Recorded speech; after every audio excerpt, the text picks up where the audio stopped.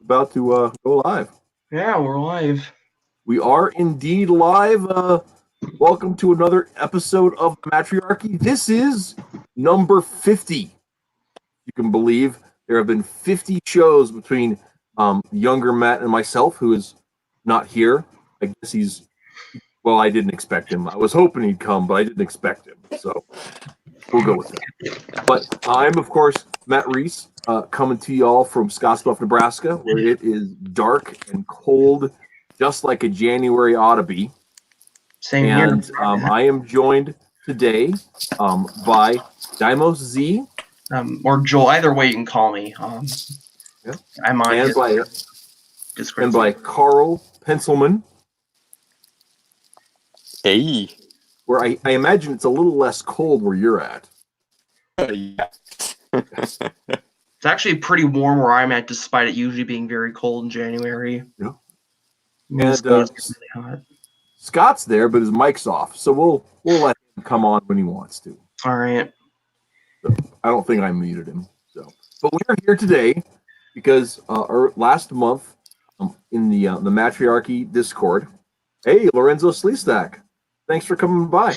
But last month in the Mattriarchy Discord, which Matt set up, and I don't really operate or do anything except show up and talk about things. Daimos and I think Scott were both talking about BIONICLE and the mythology behind it a little bit. And I was just like, what? I don't know what you're talking about. And I guess it's the 20th anniversary? No, next year's 20th. Well, technically the line debuted in like December 2000, but like officially 2001. So we're nearing it. We're nearing it. So it's coming up here. Within 12 months, we'll be starting kicking off this 20th year of BIONICLE. And I know nothing about it, but apparently it's quite cool. And so I invited these guys from the Discord to come on to teach me all of the stuff that I don't know. The legend. The legend, as it were. In the time, we go around the table, everybody talk a little bit about your experience with BIONICLE, and we'll go in order of appearance on the show. And DaimosZ got here first, so go. Tell me about you. I had probably the funniest introduction to BIONICLE, to be honest. So, 2004, I think maybe it was 2004, but I had gotten 2 Christmas gifts, and these were the 2 of the BIONICLE sets from 2004. I guess they had debuted early, and I think one of my relatives might have gotten access to some of them early, because like I got Toa Vakama, who is the Toa Fire 2004, and one of the Vaki, who are like little robot enforcers. Now, I knew next to nothing about the story at the time. I thought they looked cool, but compared to like the Lego Star Wars sets I got, at the time I felt they didn't hold up. And I kind of grew sort of weirdly resentful because I was into Transformers and I was a dumb, retarded kid. So I thought like, oh, this is just Lego trying to cash in on that. And then I kind of just forgot it. And that was until 2006. And I remember going to Mall of America because where I'm in Minnesota, where I'm at is very close to where MOA is. And they have a little Lego store there. They've always had it as far as like the late 90s. So they would often sell like free copies of the Lego magazine. And this was 2006. And I got the magazines. And back then, they always came with the BIONICLE comics. I thought, and this was the comic where they introduce the Toa Ignika into the or Ignika in the comics. Some you'll forewarn you if you get any names. Now, I'm gonna stop you right there for a second. Okay, sorry about that. Is a Toa. Okay, Toa. So let me preface. So there's in BIONICLE an evolutionary lineage called the Matoran. Some Matoran are basically the workers that live inside, the world of BIONICLE, most of it. Some Matoran are destined to become Toa. They can transfer for Toa for means like Toa stones, Toa energy, or like Red Star, which is like a BIONICLE heaven sort of thing. And their Toa they basically are to complete their destiny. Well, what their destiny is depends on what their team is for. For example, Telemetru, we're from the city of Metronu, which is a giant island. And there's all these little islands in Bionicle where they're inhabited by various beings. Metronui was like the New York or like Rome of them.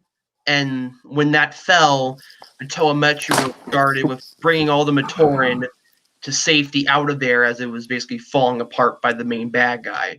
And once their destiny was completed, they turned into Taraga. They gave up their energy to, in this case, revive other Matoran from being in hibernation. But they lose all of their powers. They're smaller. It's like child to adult to elderly, kind of like that. So that's that. Okay. So these are different forms that the beings can go through. Yes, it's Correct. like a deep cycle. Yeah. So okay, we'll get on to more about that later because I have some more questions about that. All right. How you became interested in the franchise. Let's go back to that story. Okay, yeah. So they had the free little magazines, and they each came with Bionicle comics. So that year, the heroes were the Toei and Nika. Their little gimmick was they had these light up little laser sword things. They were pretty edgy looking because, like, one of them, Naparu, he had a mohawk made of spikes on his head. Okay. And there's one of them, even though she's female, Holly, her mask has these little breathing tubes that really just aesthetic look. But they make her look like she has this weird twirly mustache. It's so weird. But I love it. And they have all these weird little like pipes and pistons and like really gritty. They even got the All-American Rejects of all people to do a promotion with them. Every time I hear the song Move Along by them, I instantly think of Bionicle because their commercials were damn good. But at the time, I hadn't seen them. They hadn't started airing. They had just gotten them. This is near the end or beginning of summer 2006. I forget. I got the comics as a freebie. And the story, if there was any comic from Bionicle you could get into, just from the story and perspective, that comic, I forget what it was called, but it has like the watercolor of all of the Toa from that year. I can't really pull it up for my screen, but the comic, even though it's in 12 pages, most of the Bionicle comics were 12 pages.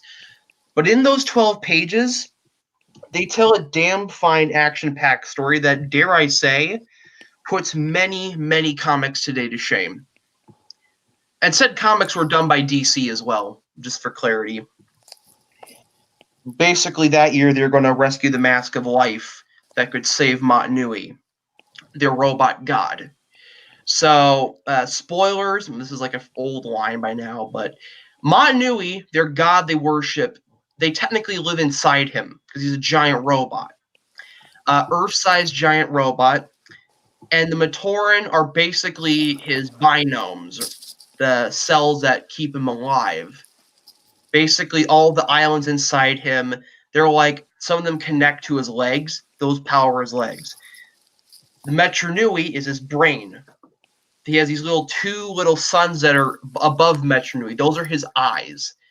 The Matanui Island from the first few years was an artificial island that's basically his face, or a mask of sorts.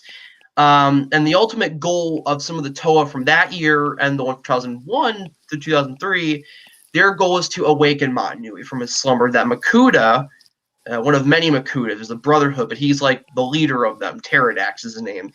He put Mattriachy to sleep so he could take over the robot body of Mattriachy. He had planned every single thing out. This is insane, but Makuta, he's one of the few villains I can think of in fiction who succeeded in his goal to take over the universe.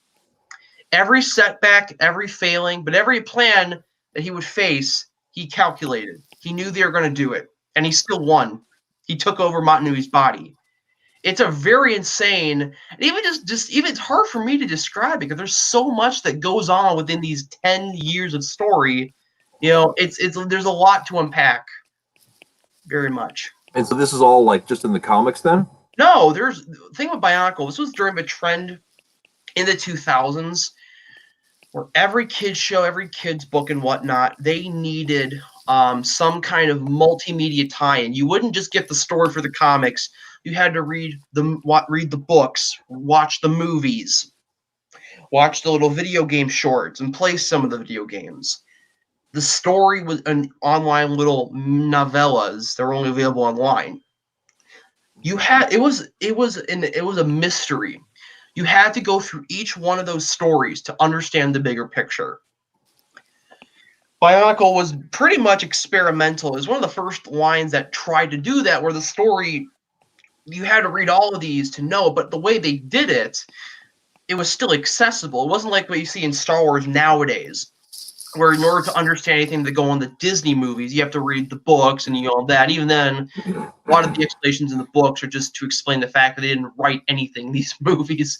They have to fix the errors that should be in the movie. But in Bionicle, just because you didn't read one of the books was not the end of the world. They had summaries online for each of the previous years. If you came into the line later, like I did, there's all these stories online, all these games they backed up online. So even if you missed out, you could go catch up to get caught up to speed. That was one of the most brilliant moves LEGO could have done.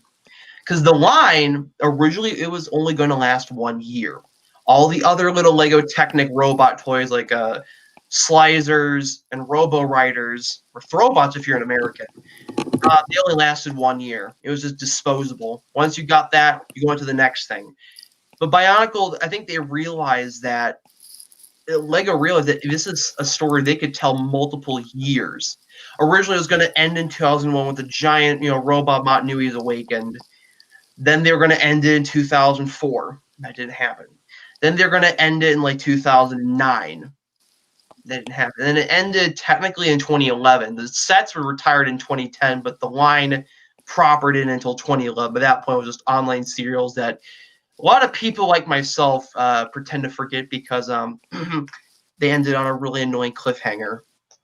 Plus, they already had an ending from 2010, so those stories are just out the window for me. So. Okay. Carl, what about you? What was your introduction into the Bionicle realms? Well, it started off in the old early 2000s. I got a McDonald's Happy Meal with a Those. one of the little Matoran Happy Meals. And I'm like, what's this thing? It's Lego, but it's all weird and the robot looks odd. And that's when I learned about what Bionicles were. And I learned that there was like this movie a VHS direct to VHS CGI movie coming. Ended out. Up being 3 of them. Yeah, there ended up being 3 of them, and I watched all 3 a lot as a kid. But those are great. I finally was able to find like the first movie on VHS, and that was enough for me. I watched that over and over as a kid. I freaking loved that movie. Jawa! Yeah, the Mask of I got to talk to Bionicle, the the actor Mask who of played Light. Jawa. Yeah. He also played another cartoon from my childhood favorite, Hot Wheels World Race. Yeah, he played the main character in that, Vert Wheeler. So that's how I know. That movie covered the third part of the 2003, technically the second part of 2003. So. Yeah, the second part of 2003, which would technically be like the third part of like the huge overarching story of Bionicle, in which like the 6 Toa who had defended the Mattriachy Island for, it wasn't that long because at least not in real world years it hasn't been that long, but for them it's been a while. It's been a while. So they're these legendary heroes who have defended their villages for a really good long time. Then all of a sudden they learn one day that there's a prophesized 7th Toa warrior that shall come. And they're like, oh, what's this? And they find it via a mask called the Mask of Light, upon which is inscribed said prophecy. So Takua and Jala, 2 Fire Matoran, go on this Lord of the Rings style journey to find the 7th Toa and deliver and deliver his mask to him. And then And they even had, have like Lord of the Rings style music, like the.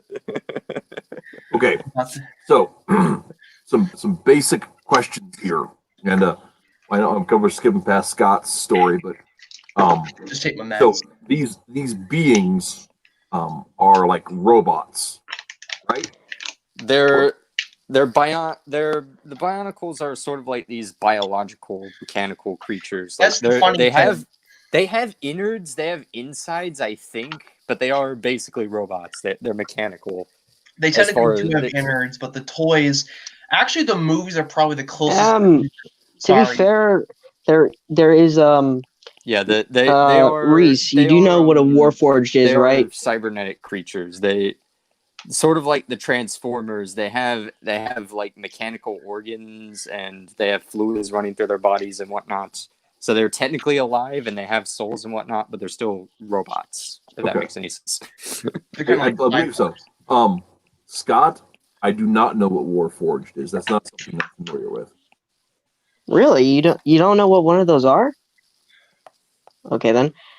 In Dungeons and Dragons, there is a thing called a Warforged. It is basically a treant with metal plates on top. So, yeah, I watched that movie. In a way, Bionicles are a lot similar to those compared to other things. And even making because half the fun of Bionicle was using all of the parts from the sets to make your own characters. So I did that a lot too. Yeah, that's half the fun. Got one of mine. Got one of the brands was like my favorite aspect of it. One of the things I always thought was a little weird about it for being a Lego product was that the pieces, I mean, you could combine them to make other creatures, right? Other warriors, whatever. But it didn't seem like you could do much beyond just making critters. Well, the funny thing was that was a problem Lego faced near the end of Bionicle's run,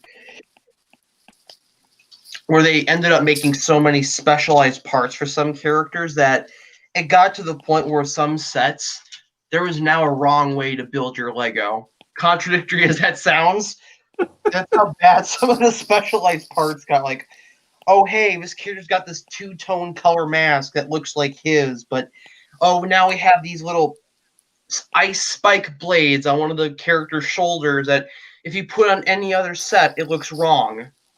And I'm like, who knew Lego wouldn't let you be playing well? It defeats the whole point.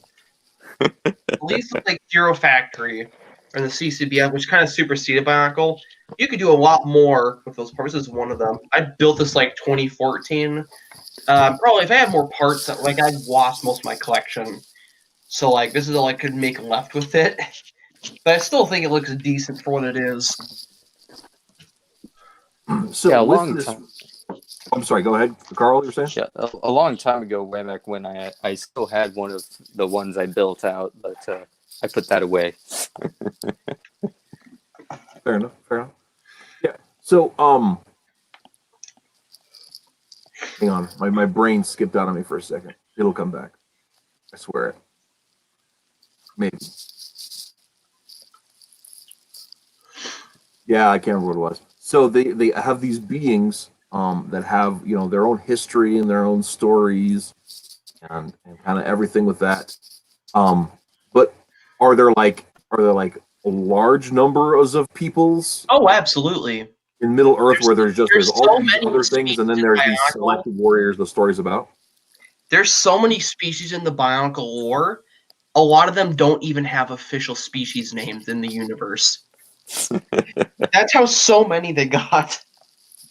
They're all mechanical, but yes, they're like the human-like mechanical cyborgs. ones. Yeah, they're the human-like ones. They're animals. They're all sorts of monster. There's an entire species of them that all look feminine with high heels and boots in a Lego toy line. Entire species of them. Okay, now so I understand the high heels on humans. I mean, there are effects. Yeah. I mentioned they have boobs made out of. There's a reason women look good in heels, but I can't see that transmitting very well to robots. Someone was really, really horny for robots at Lego.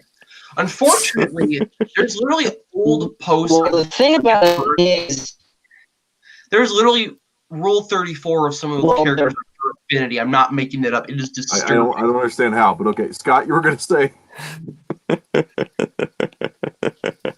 All right, so the weird thing is that Bionicles as a whole are basically split into 6 tribes. One exclusively being all women, the rest of them being mostly masculine, which is the weird thing about it. How all the women kind of got relegated to the water element, but the element of ice, earth, rock, fire, and ice. No, wait, there's air. I think I missed. Mhm. Air. All those guys are male or masculine. So do they? So do basically, they don't you're reproduce in a team. Yeah, which is the interesting thing. Yeah, I guess they're constructed. Yeah, they are. So where do they get the parts? I mean, that's left to your own interpretation. All the writers have said is that they're made in a machine.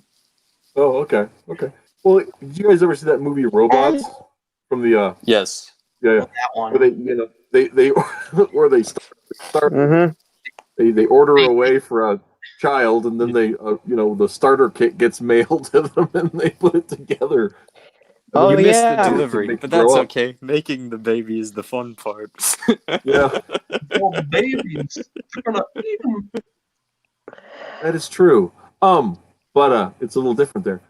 But yeah, so I didn't know if it was a situation that was similar with Bionicles or No, I guess it's in a not. way, No, since it's the weird robots because exist a bigger. I mean, they're there animals, was like, almost actual ecosystems and stuff. Okay. Like one at a time. One at a time. Sorry. Scott, you go first.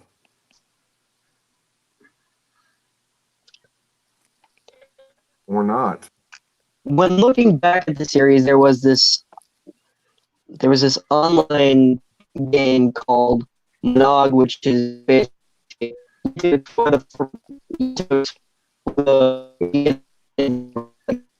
Your mic's kind of acting up a bit. Yeah, we're getting some robot action going. you're only Okay. it's the one thing I'm known for out of anything else. It's that max headroom stuff. Okay. Darn it. His internet. He was saying he was having connection problems earlier. Now you go. Robot reproduction is where we left off.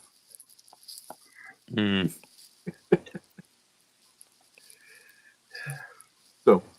But yeah, so they have Scott's back. So it's really weird with Scott's connection because normally when somebody gets dumped like that, I have to let them back on the stream. Okay. But StreamYard's just letting him on, just whatever they really want him here. This is fine. Hold on. He must speak about Bionicle. Must speak for the Bionicle. But okay, so these Bionicles, they're created in some sort of factory, but they have the spark of life within them. Are they constructed fully formed, or do they have children that grow up to be the whatever, or how does that work? Like, I know the answer to that. It's pretty complicated. If you want me to say it, I can just say it. Sure, go for it, man. Okay, so technically, the Matoran were made by the Great Beings, who were a bunch of scientists who just dillied off and did their own thing. They're on a planet called Spherus Magna. They created... Oh, sorry, I'm getting a phone call. They created a bunch of beings called the Element Lords who needed to run the government while they dillied off. And the Element Lords, they ran over the Glatorian and the Agori. Agori were like these little human-esque villagers with multicolored skin. Unlike the Matoran, the Glatorian were fighters, and Agori they were fully organic. They just had mechanical implants to survive the world. Because the Great Beast dillied off, the planet blew up in 3 pieces. So you had to get the giant robot Mattriachy to fly out and repair the planet by learning what not to do on the planet, all because they screwed up. So they modeled the Matoran after the Agori and the Glatorian for the Toa. So those species on Bar Magna / Spherus Magna, it's heavily implied that they can reproduce because they're basically organic human-esque creatures in a sense. But the Matoran cannot. So and the Matoran are created, and they're created as like fully realized beings. Then. Matorans are basically to like the Agorias, like androids here are to us humans. And as far as they're concerned, they're not real people. It's machines. It just happen to look like them. Interesting. Wow.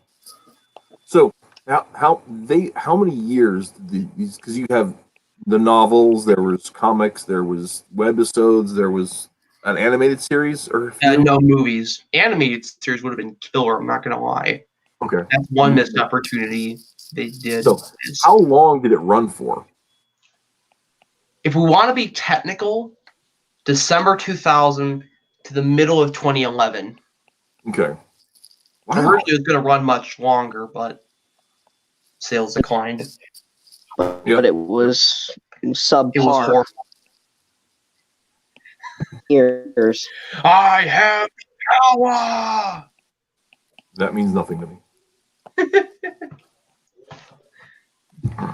By the way, in case you're curious about what I'm consuming here, this is a Sprecher ginger beer, which is for those of you who are not fans of ginger sodas.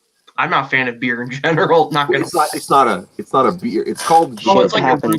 Okay. But it's like ginger ale, but with more ginger. Oh dear. Oh, I freaking love ginger beer. Oh man, it's good stuff. It's good stuff. And so this is Sprecher is a firm out of Wisconsin, I believe. And but we get that here. We can't have to try. Very seldom do we get Werner's, which is from Michigan, and that's the good stuff. But it's not available out here in the West. So have you ever had Bundaberg? Bundaberg, I have. It's not bad. It's delicious.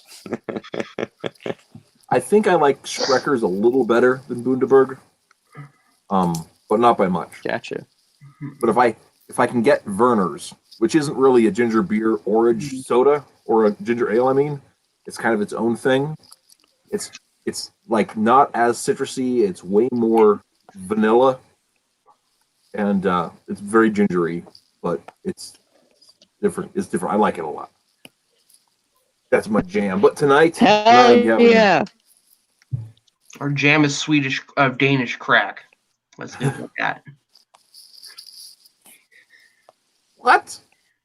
Okay. Nickname for Lego, Danish crack, because you would be surprised. I see. I've never heard that, but it makes sense. It's slang on like sites like TV Tropes mainly. Lego is cheaper than crack. Danish crack. It is cheaper. It would have to be. Also lasts longer. Have they started? You can literally make freaking life savings out of it. I'm not making that up. If you invest in Lego, I'm not kidding. People are already putting away their life savings in their Lego sets from like the 80s because they'll be like $400 or $500 for some of those sets in box. It is insane. And that actually brings up a question, not directly Bionicle related per se, but Lego's talking about changing their formula, right? Has that happened yet? A very long and gradual process. So they're wanting to use like recycled plastic, like what Crayola is doing. But that's going to take them several years. And honestly, I think it's just the environmental fad. I don't think it'll last, to be honest. Just you're being blunt. I know with like corn-based plastics just don't have the same life as. That's the problem when they do all those like environmental replacements. They think, oh, it's going to be safer, and then I'll stop. We'll stop. Let's not go there. Just bring it out there. Clutch power is just important, it seems, for a regular brick system. But okay, so Bionicle doesn't have a lot of the regular Lego elements, of course. It's got the joints and the tubes and the whole thing. Yeah, some of them got pistons to keep the legs up because some of them are really heavy on their own. I would imagine. Made good parts out of the good plastic problems. Well, Is that a thing where do they have the same kind of lifespan as regular bricks do? Because that's complicated because some of those parts literally date from 1999's Throwbot. Some of those pieces are still used by Lego on occasion. And the reason why we know they're by Lego is because Lego's digital designer program, some of those parts are still on there. They may not be used much anymore, but Lego still has the molds on hand. There's rumors that Lego melted down the original mask molds. Yeah, they couldn't really for many years, but I think it's kind of what I said earlier about a lot of the parts being like very how do I put it? Character specific. Situational would be a good way to describe it. Very specialized bricks. And so you can't really use much with them. The pieces that Lego has used, because they can work multiple times, they keep them. But a lot of those pieces, people have really found ways you could use them in bricks. A lot of people have. People make custom figures out of Bionicle and stuff. They mix and match regular Lego.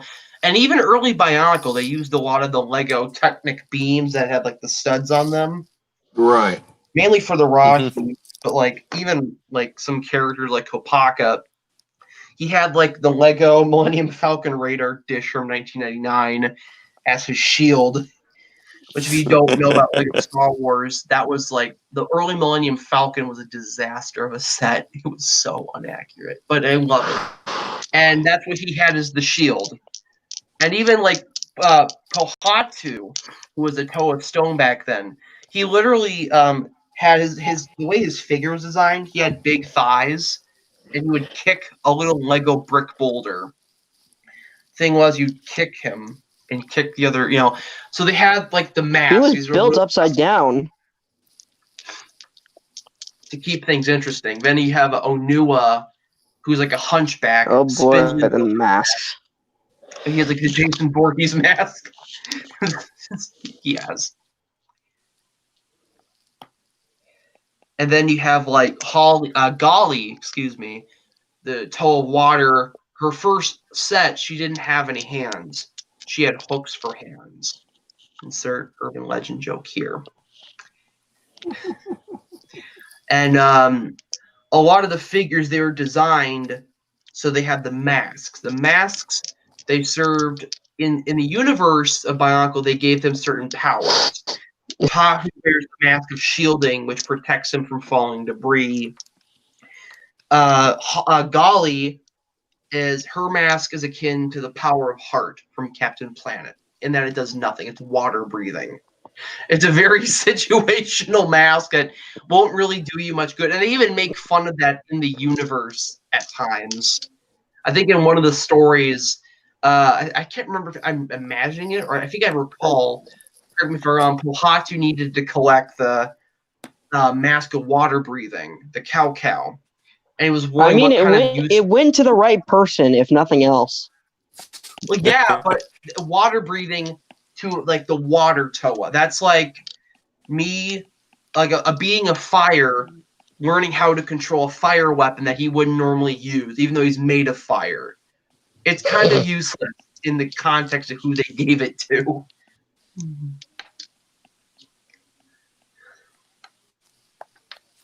It's amazing.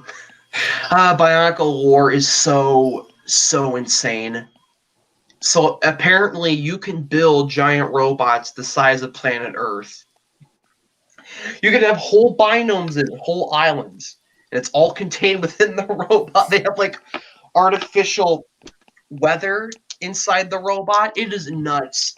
They have energized protodermis, which can either mutate you into horrible creatures or it can give you superpowers. The Toa Nuva, because they had main character immunity when they became Toa Nuva, Toa Mata falling into protodermis, they turn into buff, mutated, like, superhero Toa.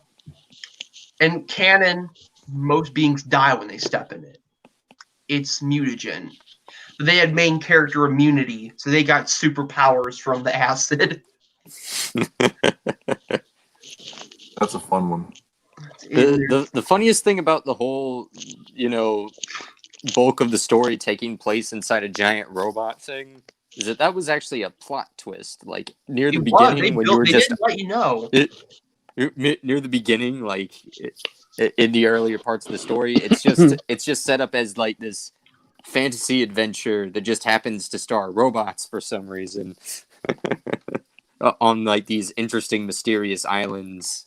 And they built it up, and eventually they revealed, all these islands and stuff that the Toa were exploring, all these adventures and stuff, it all takes place inside a giant robot, and the Toa's basic function as parts of the robot are basically antibodies. Robot antibodies. Yeah. It's nutty stuff. It is like an acid trip, and there's a reason why it's an acid trip. The whole story was an allegory. Doesn't design. Doesn't it take place giant robot? No, inside I thought the Then whole plot of the story was on. Well, what's funny, it's a bit of both, because then there's one hand, they're on top of it, but then they go inside of him, then out of it. Right. Basically, you can walk in and out of the giant robot who's basically immobilized and sleep. So the whole thing... Inside it first? What? I'm sorry. You were saying... Oh, yeah, it wasn't... I got that part confused. It wasn't inside of it first. Like, the first story took place on, like... Wasn't the Isle of Mattriachy basically the mask part? Yeah, it was the mask part. Basically.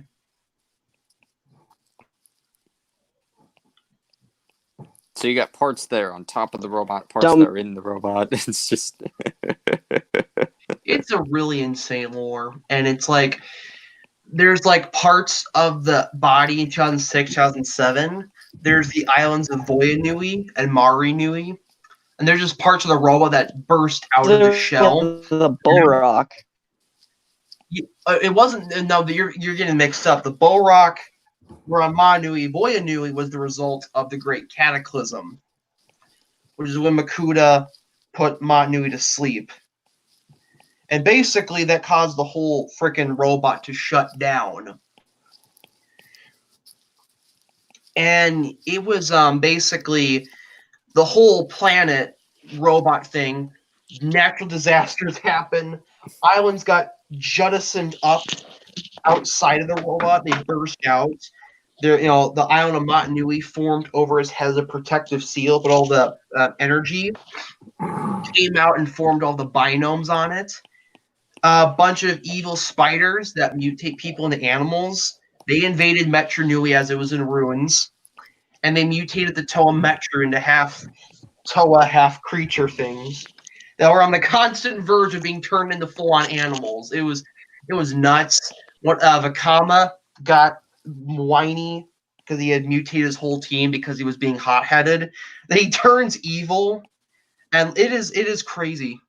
And that is he turns back. There's just so much to unpack. You hear me kind of stammering about it because there really is. There's like what we're talking about. That's like a fraction of the whole story. You have all the story serials, then all these other things that kind of add on to it. Like there's apparently Vakama was a shit leader. Actually, that's more of a fault of the way the movies portrayed him. In the comics and in the books, which are like the canon versions of the events, he's shown to be a pretty level-headed, if a bit conflicted leader. Like in the comics and books, he acts like a normal Toa fire leader. A bit hot-headed, but he's a bit conflicted about his role, but he's willing to do what he can to save the day. In the movies, they're like, oh, I'm a terrible leader. I can't just change. I'm sorry I let you all down. He's like the Shinji of BIONICLE, Shinji from Evangelion. He whines so much. Oh, I'm a cross-wired freak. Oh, by the way, Cole from Death Note plays him. Just throwing that out there. Oh, it was also Night School from Beast Machines. Did I mention a lot of Canadian anime voice actors did voice work for those movies? Like Scott frickin' McNeil plays like Tahu and Kitungu, the giant healing Rahi little doctor thing. Then you have Brian Drummond, Ocean's Dub Vegeta. Also, what the teacher of one of my friends in Canada for acting school, just throwing that out there, he plays Matau and Onewa, who are the Toa of Air and Toa of Stone, respectively, on the Toa Metro team. Tabitha St. Germain did a lot of anime work for, I think, shows like Gundam Wing. She plays Nokama, the Toa of Water in it. And it is so nuts of how many of these actors worked on it. It's hard to think. When I'm hearing like Mask of Light, I'm hearing Vert frickin' Wheeler from Hot Wheels Accelerators going Takua in his surfer voice. What's worse is that he's playing a military general with a surfer voice. Originally, Takua was meant to be swapped.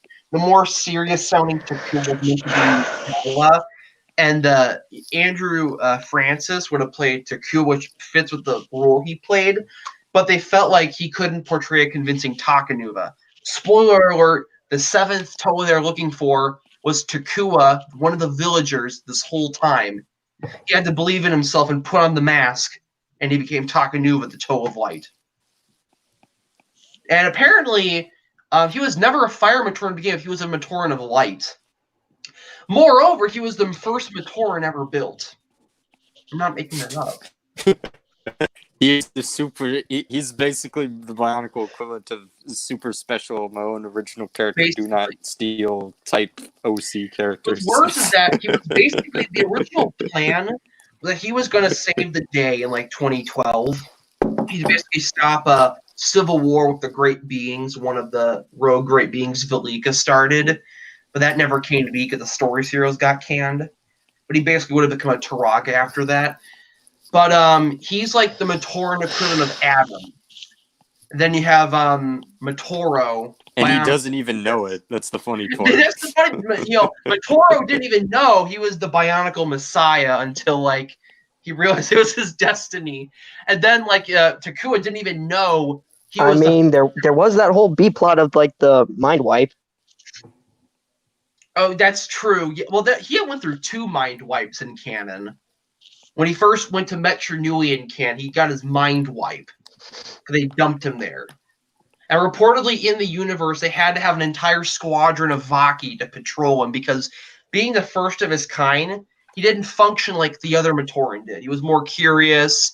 He didn't really work as hard. Not because he was lazy, but because he didn't really have it programmed in him to like have a work ethic. He was very curious because he was the first of his kind. He didn't know that though. Then when he got to Matanu after being put in the Matoran pod, he lost his memory again, as did everyone else. Except for like a couple of them, but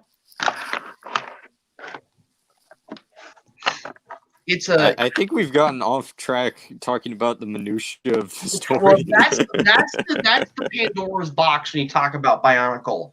Like I said repeatedly, so much to unpack. Once you start talking about it with some people, you have opened a Pandora's box. Expect like 6 hours diatribes over Bionicle. Yeah, it's true. It's not a simple story. You would not think for a Lego toy line made to sell toys, it would have this much Yeah. One of the things that I think is most interesting about the whole deal is like we live in pop culture land right now. Like everybody laments the death of the original concept, right? Everybody's like, oh, they're just wanting to reboot the next thing, blah blah blah blah blah blah. But you guys are laying out this story with this complex mythology, this whole conceptualization of rationalized, intelligent robots, and the idea of multiple levels. And you want to know something else? They tried to reboot it after they canned it. Yeah. They genuinely tried to reboot it and failed hard. Well, the reason why they failed hard was because they were expecting the old fans to carry it over to new fans, and they didn't do that. And it didn't help that the way they marketed it's not the same. It was like they were making it self-parody. Better parts, better sets, sure, but it's not the same. Which sucks.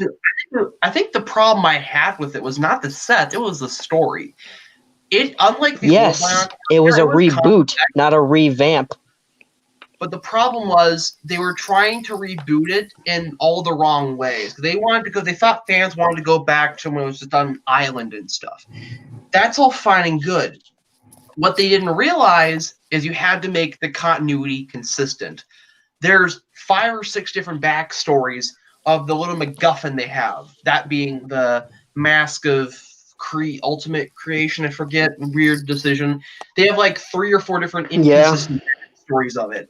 There's like inconsistent character names in universe. One character might be called Skull Crusher in one story, or Skull Grinder. The next she's called Kulta. No mention of it ever. Again, after 1 second of being mentioned. There's no consistent backstory for the Mask of Time in that version. The Toa's backstories aren't consistent. Which sucks. Yeah. Because here's the thing. Originally, very early on the concept, the Bionicle reboot that they were doing was implied in its unmade 3rd year. They would have gone into the old Bionicle world. You know why? They had the Mask of Time. And that was the first Bionicle mask LEGO created. That would have been amazing if they did it. Basically, the thing was the Mask of Time. They went simple. Well, it would have been like the Mask of Time on like the old sets. It went too simple to begin with.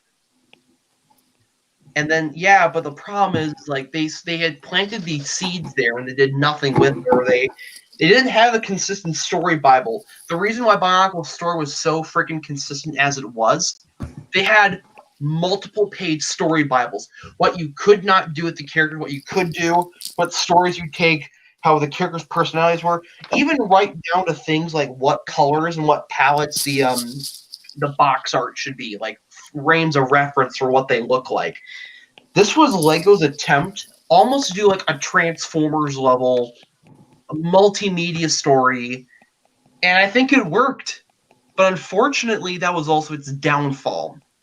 By the end of the line, like 2008, 2010, it basically became like LEGO's soap opera.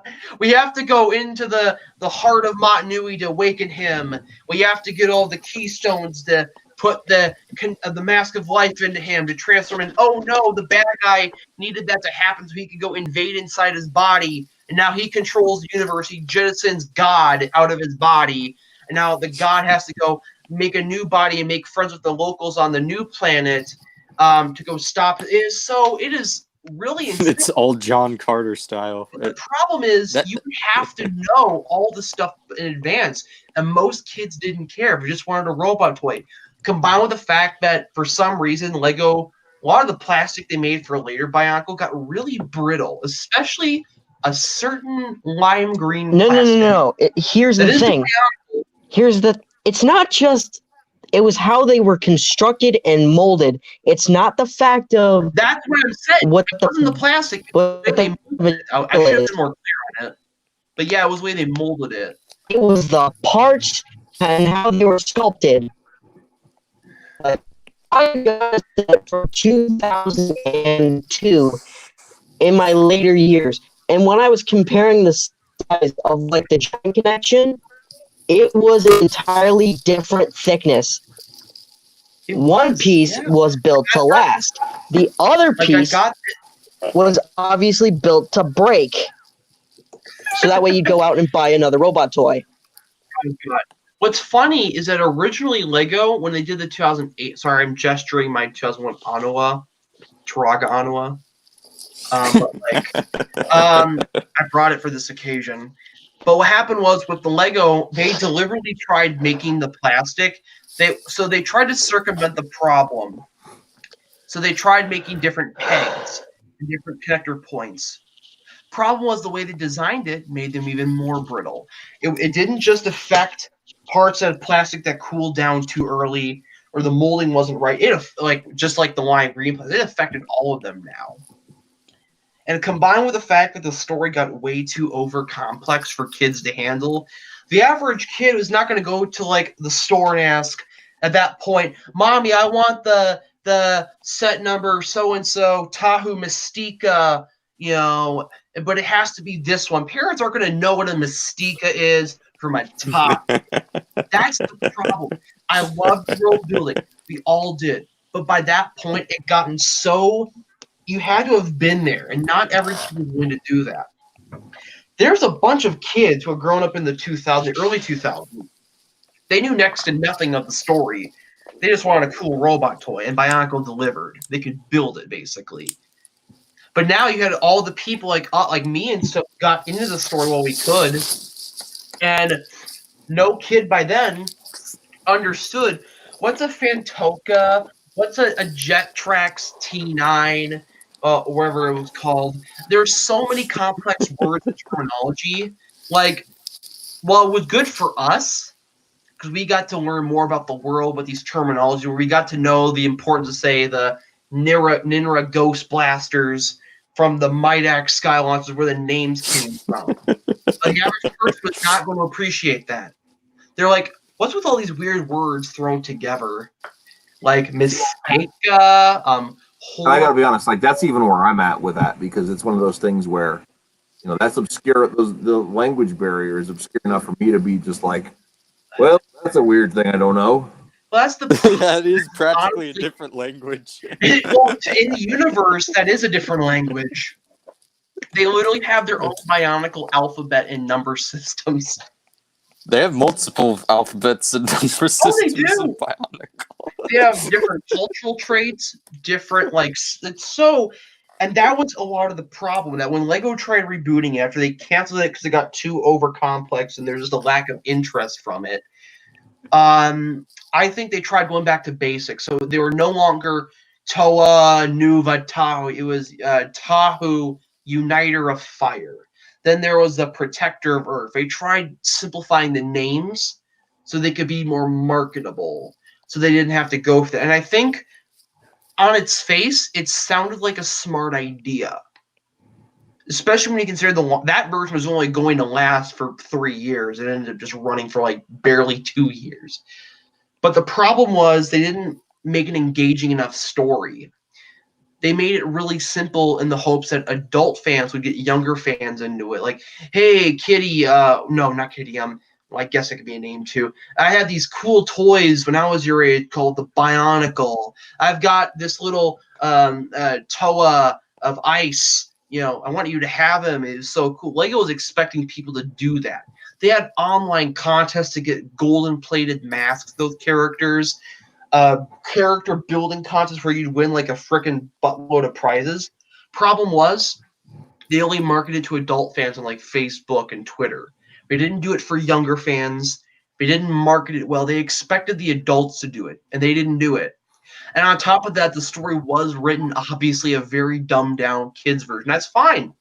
Not all kids can get into the intricacies and destructive power of the Hordika venom and all of the just bizarre deformities that ScottyB and the Paraka have. Not every kid's going to care about your little speeches explaining those little minute details. The problem was they expected adult fans to get into a story where characters would be like, I'm Gotti, beautiful mermaid of the water. I can feel the power. It was very obviously dumbed down. And that wouldn't be so bad if they didn't try to expect the adult fans to do it. And then the adult fans like me were like, this is not good. This is cringe. Like, I think it was just a combination of not having a proper guiding hand. Like, LEGO did some really cringy, like, adults and kids playing with Lego on their little thing. Hey, you see this Toa guy? And they're being all goofy and shit. And the kid's like, it's like soy boy toy maker for Legos. Like, hey, this is Tahoe. And he got his pet little creature friend, I forget, Uxar, whatever the frick their name was. And the kid's like, okay. And I'm like, that was clear to me that they not only did they not give a crap, They didn't do enough to make sure kids would be invested. It's like, oh, Tommy, you think this Toa will win? And he's like, no. They weren't doing enough.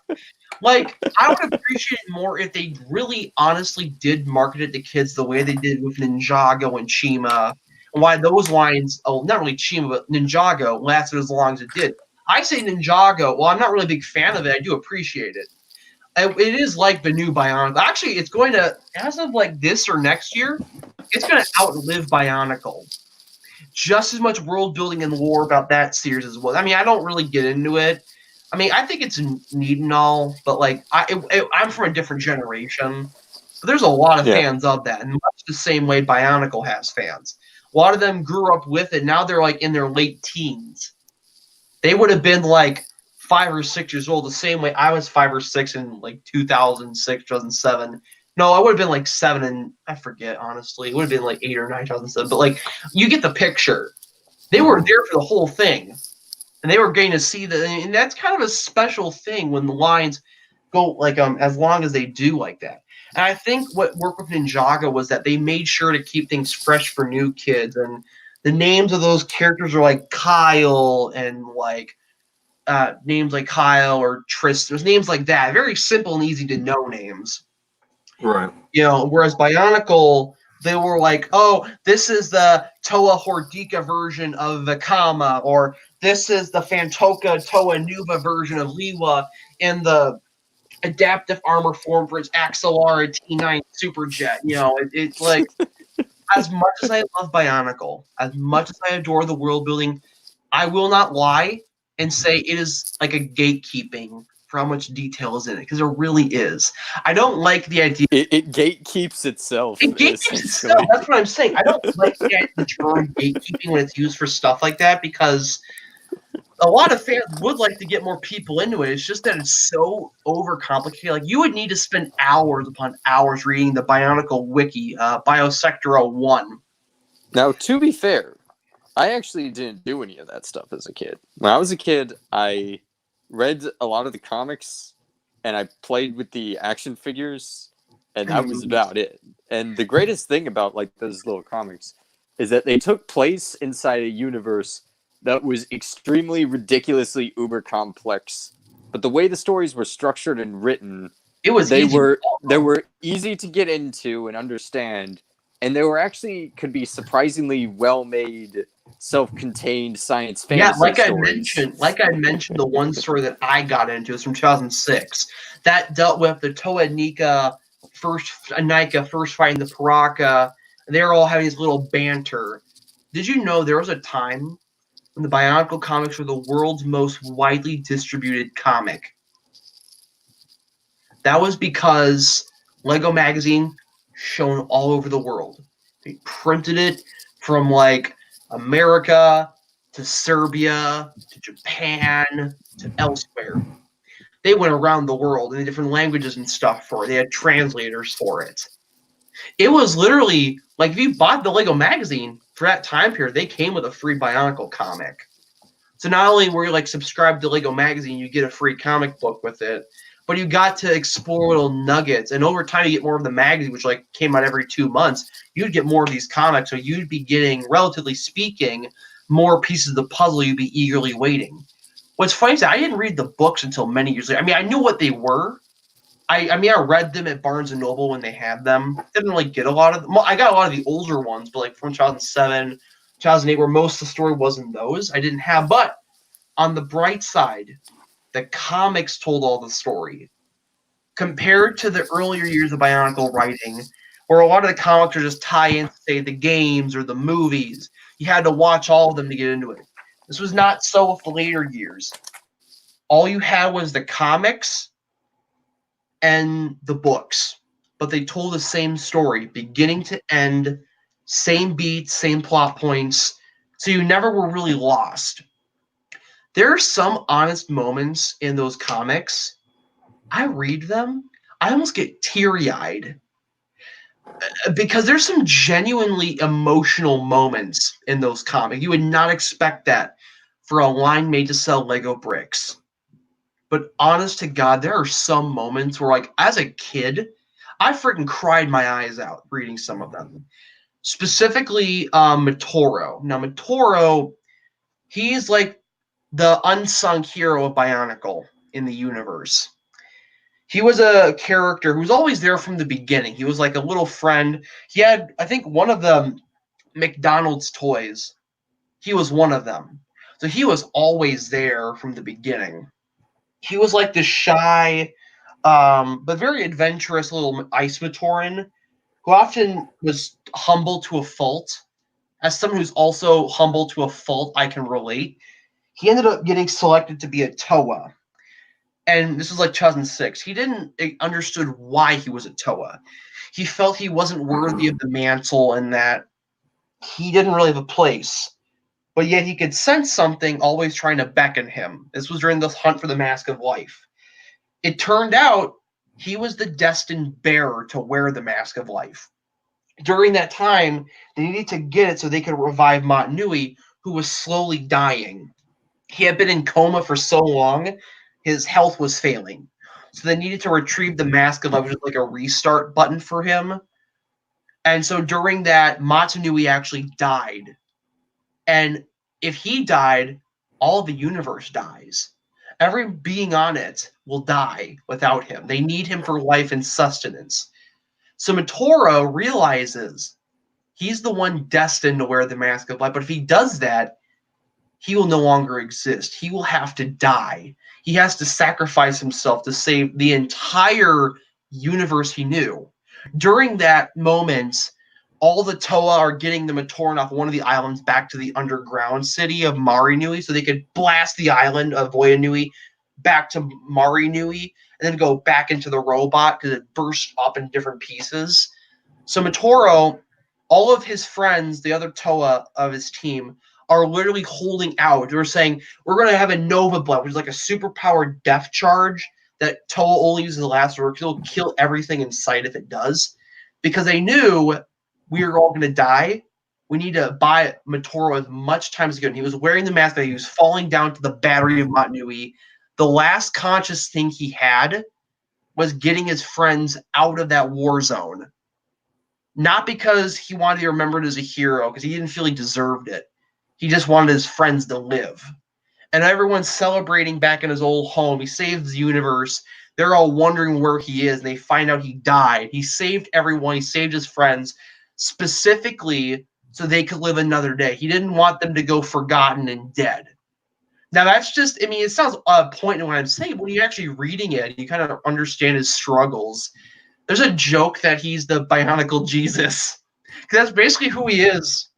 And it's a very sad moment where he's falling down the whole planet, and he's like remembering all the friends he had, and realizes even though he's starting to forget all what it meant to be living, because now the Mask of Life was wearing him, he basically asked the Mask of Life, hey, can you please get my friends out of here? I don't want them to die.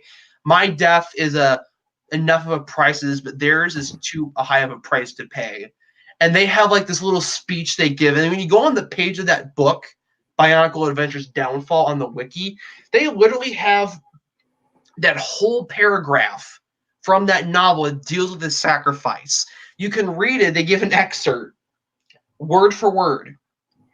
And it is very powerful. Like, I cried as a kid. Because I got to know Matoro. I got to feel, I could relate to him. I still do. And, like, that was a very heartwarming moment. Too bad he died for naught, because Makuta still won anyway.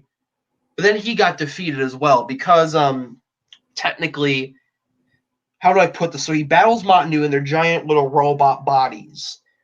They're battling on the ground. This is in the last year. All the like Toa are fighting other bad guys from around the generations, and Tahu needs to wear the golden armor that he's destined to wear. You know, you gotta have the MacGuffin somehow. He gets all of them, and Mattriachy's losing the battle to Makuta, who's in a much more powerful body. And Makuta threatens to bring the two Muons, Aqua Magna, which is the water planet Mattriachy's body was on, and What is a Muon? Here's the thing with Bionicle. Scale is amazingly effed up. The planet of Spherus Magna is like 3 times the size of Jupiter. The robot of Mattriachy and even the other bodies are like the size of Earth. The little moons of their planets are like the size of like Jupiter on itself. Scale is so immensely fucked up. I'm sorry to swear, but it's true. It got so bad, the creator not the creator, but the head writer, Greg Farshtew, did almost all of the stories in Bionicle, written by one guy. And the only reason why I got it was because nobody else would do it. He's like, okay, I can write it. And then next thing he knows, he's on there for the next several years writing these stories. But he did a damn good job. He was like a DC writer. But he was now admitting, like in years later, it's like, Bionicle does not follow the real world science concepts. It's a story for kids. If it was real, why have scientists not found energized protodermis lying underneath the earth and have not told me yet? So basically, don't think about it. Because the way the universe is set up in Bionicle, scale is immensely screwed up. So. Oh, fair enough. So then they have these two giant moons, and Makuta and the Matnui body stole from him is going to crash the moons together and kill all the life on and kill Matnui. So then Tahu, in the moment's notice, he defeats all of the Rakshi, which are like Makuta's servants, their sons. Each Rakshi, there's 42 breeds of Rakshi. They all have a power of Makuta. It's implied Tahu didn't just kill the Makuta, the Rakshi of heat vision. He killed all 42 of them. And he absorbed all of their powers, which means he now had the power of every Toa and all 42 Rakshi powers, on top of having light powers from the golden armor. He practically had every freaking superpower in the book, even the useless ones like the Sonic Stream and Quick Healing and Fire Resistance, even though he's a guy of fire, he's automatically resistant, all because there was a Rakshi of fire resistance. And then Makuta feels all of his sons being murdered. And then he's like having a brain seizure. And he stumbles off. In Matnui, as the plans are coming down, he shoves Makuta's head, which is, by the way, his brain, where Metronui's in. He shoves it into the planet. His head explodes, and it kills Makuta. And the last thing Matnui does is give up all of his powers so he could revive both planets. And he basically hides in the Mask of Life, and Makuta was all like, we're going to start a new destiny for our people. And that's where it should have ended. Then they're like, well, they can't happy. Let's write some extra stories. 1 year later, none of those book serials got finished. They all ended on a cliffhanger. Well, one of them didn't, but that was because it wasn't related to the main story. A lot of fans like me pretend the 2011 year doesn't exist for that reason. We already got the ending we wanted. Everyone won. Makuta got a giant planet smashed into his head. What more could you ask for an ending for a kid's line? And what's funny is a very brutal ending for a kid's line. Too. What's funny is that Lego, there was originally a more brutal ending planned. Originally, the moons weren't going to crash down. Matnui was going to tear out the core engine of Makuta, rip him like frickin' Scorpion style. Wait, isn't the core engine like the heart? Yes. He's gonna rip out his heart like Mortal Kombat style. Lego said, no, that's too violent. Just have his head smashed. I don't know what you were thinking, but okay.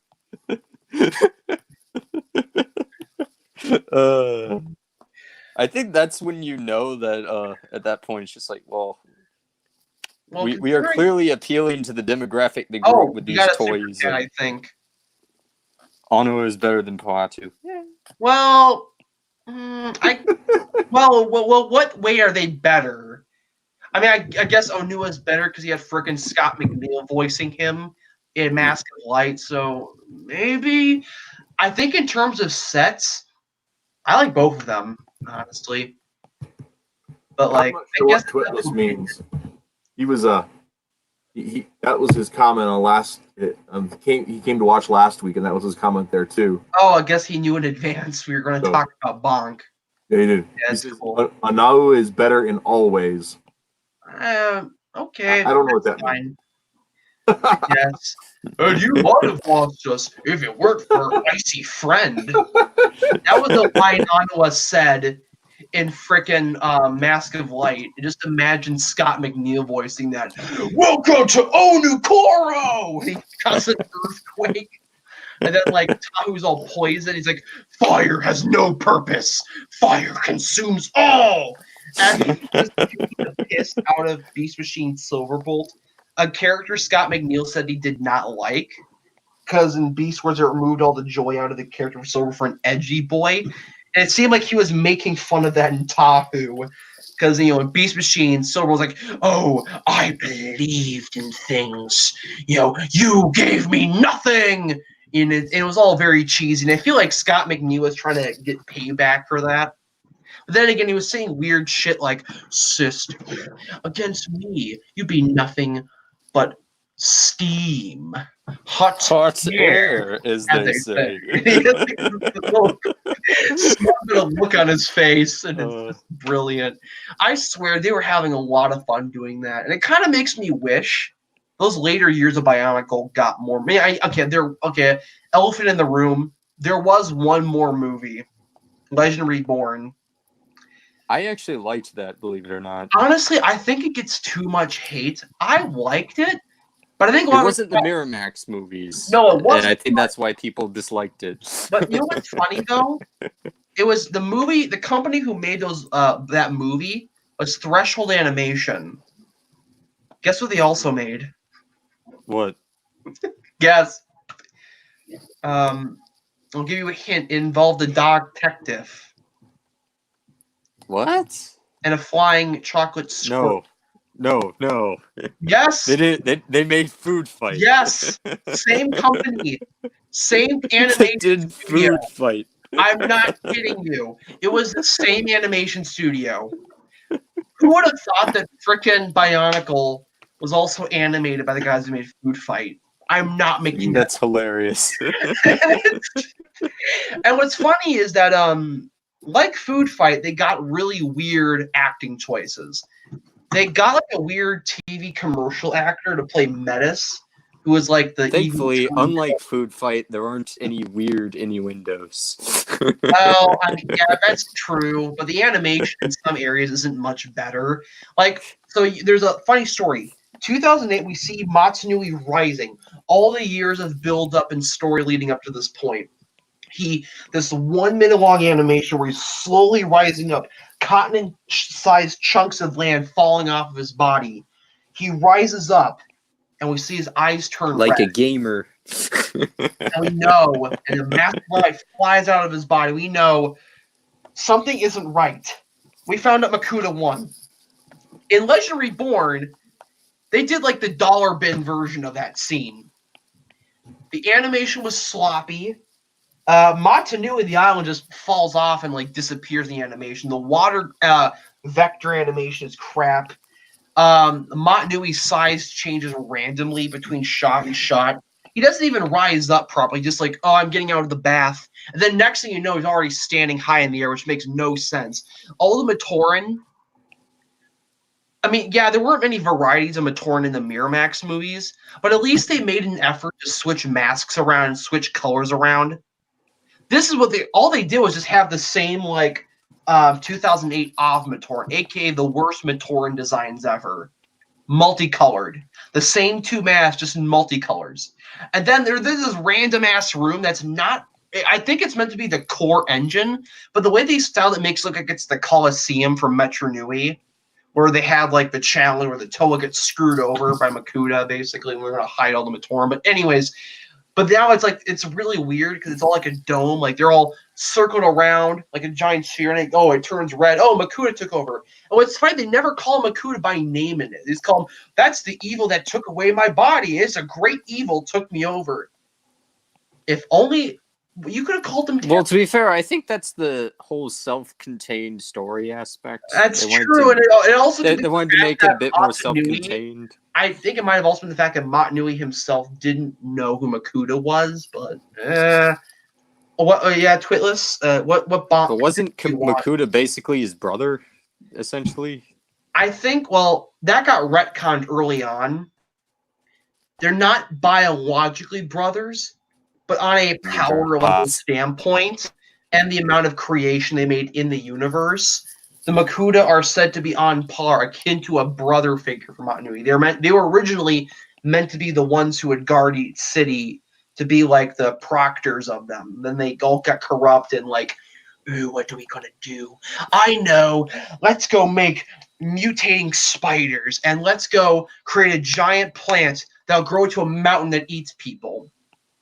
They basically turned into mustache twirling villains because they got so cocky. But like, it's a kid's story. Yeah, but I don't mean to interrupt, but Twitless wanted to share a joke. Let's hear it. Dude, I want to hear it. A Toa Nuva. Define Toa Nuva exactly. There's like the 2008 version, which are joke sets. Toa Nuva. It's Scott. Scott has the image of when Matnui shoves Makuta into the planet. Oh God, that looks beautiful. I think it looks funnier in the comic, where it looks like he's being smacked in the head like by a dodgeball. I'm tempted to make a meme where it says, "Me in PD class," and it has the face of like Makuta being smacked in by the basketball. It's really the planet. But basically, in the Legend Reborn, I honestly would like it more have the plan gone through to make the trilogy of movies they were thinking, because we have the script of the unmade 5th movie out there. There's like, granted, it's not canon; it never was, because Lego never approved it, and it contradicts the rest of the story. But it's kind of like an interesting what if. Like, there would have been trying to find the maze of the shadows or whatever it was, the Valley of the Maze, to find the key that activates the old robot. But in this version, it just sent them up to a planet full of robot dinosaurs. That would have been 2011's toy line. And sadly, I honestly prefer that version. But here's the problem, though. The line in 2009 still did not sell. They were banking 2009 being a soft reboot, so that hopefully it could get a new audiences. It didn't work. So they had to wrap up multiple years of story into 1 year. So in Legend Reborn, Matsunui comes in, he befriends all the locals, and he meets up with a car who's played by Jim Cummings in his Sergeant Hawk voice, or I guess you could say Ultra Lord. Not sure if many people played the Army Men game, so like that's probably more of a reference I would get, since he's using the same voice for that character as he did in the character in a video game. But basically, a car is like an old retired warrior who used to be looked up to by his tribe, but he's kind of just forgot he's considering retiring until he meets Matsunui, who likes to learn from a car. And a car ends up befriending Matsunui, and Matsunui apparently never had a friend before. And he feels honored by that. And they sort of make a friendship. And Matsunui begins to learn, like, the little things in life. You know, because he was so much in a big body, he never really took the time to explore the world as it was. And it was because he got thrown out of his own body. It was going to slowly work his way to get it back, but he had to go through all these trials first. It was obvious they were wanting it to be a multi-year arc, but it didn't get that. So it ends up resulting in Matsunui at times feeling like a Gary Stu. And that's probably just the fault that he is a god. Sure, he was dethroned, but he still has like all the wisdom and knowledge of that. See, there's times where like he knows what he's got to do. He has to stab the bad guy in the back, Tuma, the mighty Tuma. Really good villain. He's got to defeat him in the back 3 times like a video game character, and then he's defeated like Bowser. And then he's got to go in the Valley of the Maze. Well, he has to get all the villagers to reassemble their giant robot that was originally going to be his body, but got screwed over because it blew up. And they're all living, and now they got to remove their village to rebuild the robot. He has to go into the Valley of the Maze to reactivate this key so he could start up that robot. All the while, Makuta is now flying back to that planet to go defeat Matsunui because he knows he's still out there. And that ends up being Makuta's downfall. Because he decided... Here's a question. So, like, there's tons of this lore, right? Are these, like, films and comics, are they available still? Yes. Can you find them anywhere? In fact, there's an entire website dedicated to the preservation of Bionicle media. It's called the Biomedia Project. They've got all the comics, all the PDFs, all the really decrepit ancient PDF files or like JPEGs you can make your wallpapers from like 2001. They have the movies. They even have the licensed video game like ROMs and stuff, which is questionable legality, but like it's nice to have it there. They have unmade Bionicle content, unmade scripts, an unmade game demo. Actually, 3 of them. One of which was an entire unmade game that got canned last minute due to time constraints. That would have been what genre was it? It was Legend of Mattriachy for the PC. Like what was it? An adventure game or an action It was game, or... it was one part RPG, one part free roaming map game, one part fighting game. It's a lot of games in one. But Sapphire Games would have made it. They would have collected all of the masks, and originally that was going to be the year's story, all wrapped in one. Because originally, like I said, they were only going to last 1 year. They were wanting to make the movie in 2001. They even have a demo trailer out there floating on the internet, which showed like a rustic Liwa Mata roaming around. He's like all like rusty and stuff. That was demo footage from the I think the unmade 2001 movie. They had the Mattriachy Online game, the unmade Legend of Mattriachy game, because originally it was going to end that 1 year, so they wanted to get everything out with a bang. Then half that got canceled, so Mattriachy Online game, which was originally meant to be non-canon, ended up becoming canon along with the comics, only because that's all that got released. The God That All Creations of Gary Stu, I'd say that's more of a fault in the way Lego planned him. They were trying to humanize Mattriachy, which I can sympathize. I think the problem was they had to condense so many years of story they planned into 1 year. So it comes off like a Gary Stu and that he doesn't really struggle much. Or the struggle he does have is more internalized or it's just inferred. Yeah, I think the thing about that story is that it was like one part pseudo Jesus, but the other part was sort of pseudo John Carter, and I don't really think those two characters. I think the real person and the character really fit together. I think that was, again, I also not only blame it on the character type, but also the fact they had like 3 or 4 years of story they planned, and now they had to mash it all together into 1 year because hey, the line's getting canceled. We want to make one last year to give the story to go out in a bang. And that's really just, oh god, what's it? No, never mind. I hit the wrong thing. Oh god. Oh dear. All right. But like, oh god. I would really say like the thing with the years, like I've seen TV shows have to truncate plot. I think Carl knows what I'm going to mention, the 1990s OVA of Giant Robo. Originally, that was going to be a 3-part anime story. We only got the middle of it. Originally, they were going to do another set of OVAs, but time constraints happened. Story got crunched. There's concept art floating around of it, but they basically had to finish up the OVAs with one final movie, and it never even really finished. It was more of like the basic plot was over, but there was still more to be done, like if they wanted to.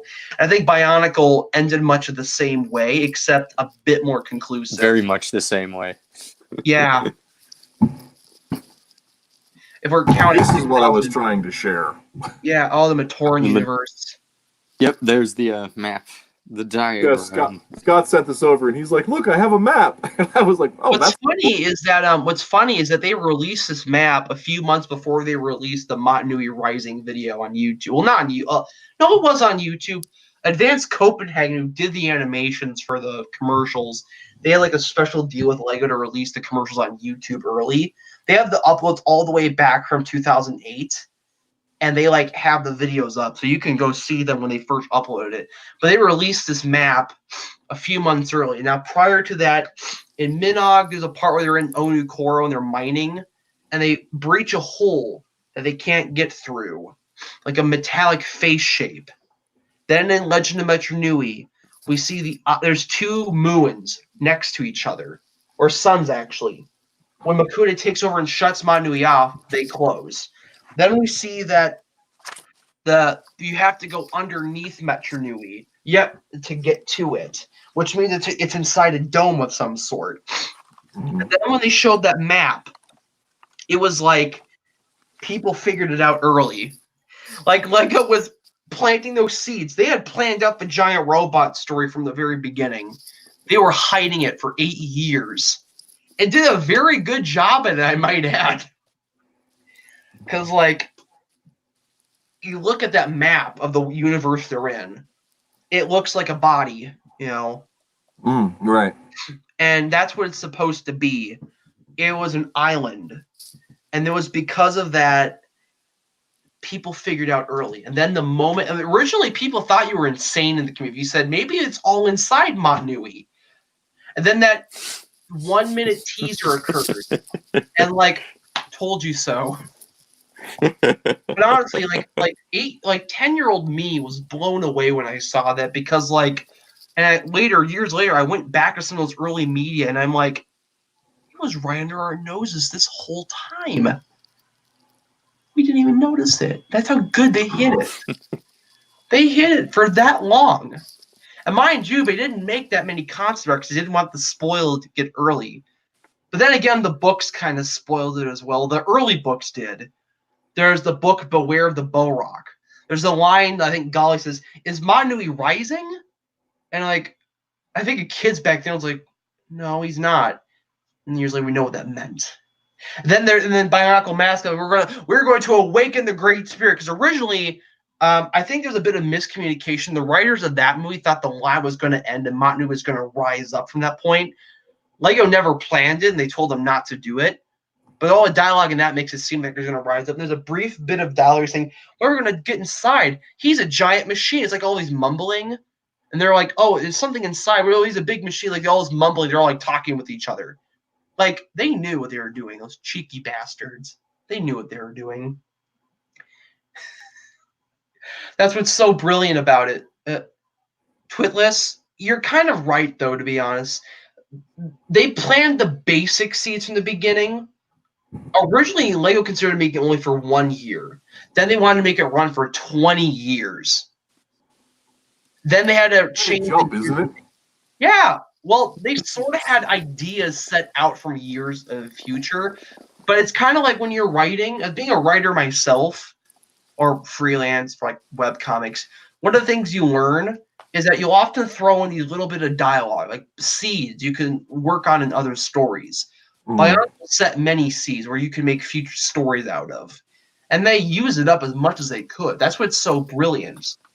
And like I said earlier, it was kind of its downfall. But for a long time, that was what made it special. And I really do think there is not a Lego line or many kids' toy lines like it. Like I've had people. You're saying? I would even go so far as to say I don't really think there is a kids' toy line that is quite. It's unique. It really is. The closest thing I can think of is Transformers. Yeah, like I said. But even Transformers War has like multiple. It has like multiple universes. Yeah, so does Bionicle, but they make sure. Well, and a big part of the Transformer lore is I don't think the Transformer lore was intrinsic in the beginning, right? I think that's something that they're like, oh, we have these robot toys from Japan that we're going to make a little simpler and sell in America. Oh, that worked out really well. Let's make a cartoon show because it's the 80s. And then had to make something because it was a cartoon. I mean, yeah, obviously Bionicle seemed to have the. But it seemed like Bionicle, they were just playing. And I think it kind of helped. This was before early social media. This was before a lot of things. Most people still had dial-up back in the day. And I don't think in today's climate they could do a story like Bionicle again. Because back in those early years, you had to have had the experience. You had to have had the waiting, the patience to get these new little seeds to keep your feel going. They did better marketing. Internet was not that common. Like, if it was, you probably had to go to school to find it. If you had it at home, your parents had dial-up. And we all know how much of a bitch that was. Beep, beep, beep, beep, for the next 5 minutes. Then you're playing Minog.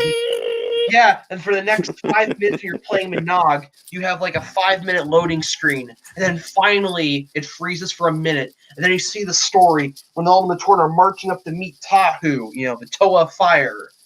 There's kind of a special thing that I don't think can be recreated today. I don't think it's because they're dumb today. I don't think it's any of that. I just don't think the way I think it's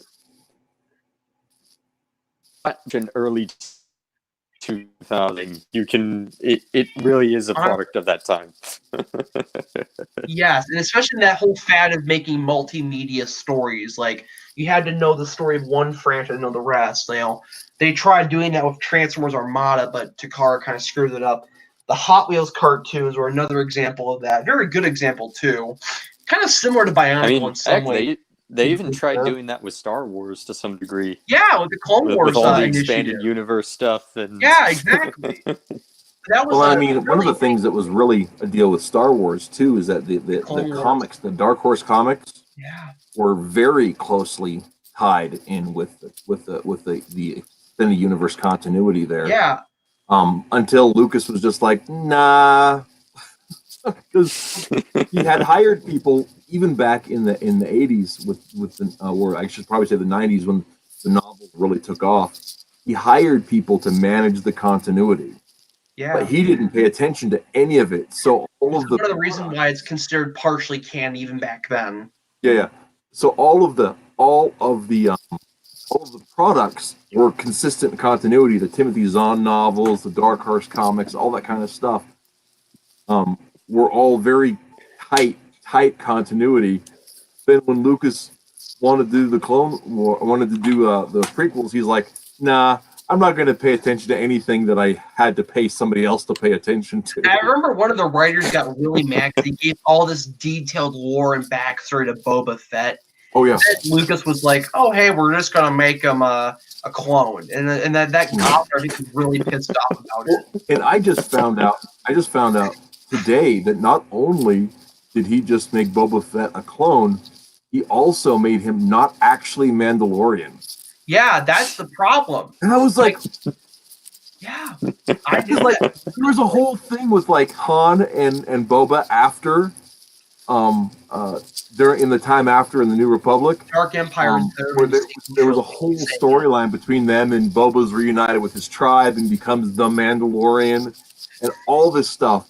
And I was just like, just living my life thinking that was the way it was, and because I didn't keep up on the Clone Wars cartoon, nope, none of that. The thing was, Lucas wasn't allowed to talk. Didn't allow the writers to write the Clone Wars. What did there was like seeds originally, like the Stormtroopers originally fought the clones in the early comics. Well, it was just kind of true, but it's not. It's true from a certain point of view, as they always say in Star Wars.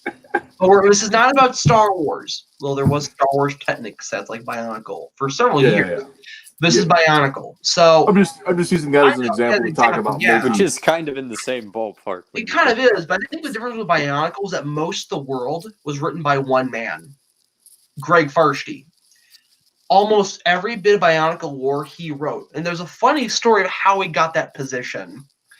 Originally, they were needing to get DC Comics to do the Bionicle short comic, and they had nobody to write it. And Greg Farshtey had some experience writing for DC. Well, he was working at like Lego mostly as like an intern for writing scripts and stuff for like commercials. And there's like, well, I guess I could try it. He hashed out a little treatment, what little story he was given. That first comic, The Coming of the Toa, that sold a lot of kids. The moment they show Kopaka step out of the canister and build himself, that art was super freaking detailed. And moreover, all the characters' little dents and scratches on didn't have as the toys. They were lived in. And by the way, that art was consistent, each panel. The downside of the Bionicle comic, they had so many different artists throughout the years. Some of them, like Carlos D. Mazza, the artist of the first few comics, he was a god among artists.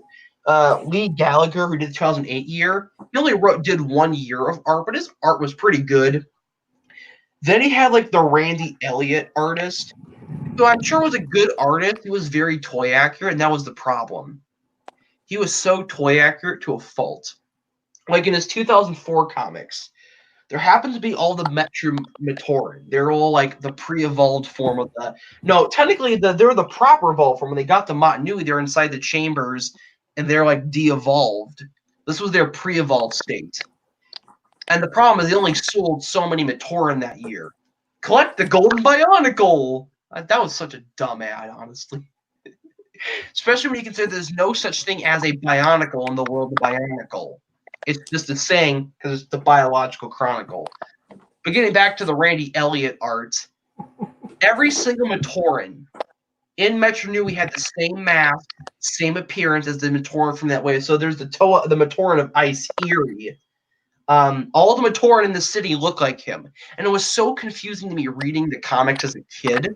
Like, why is the Kama talking to Nuri?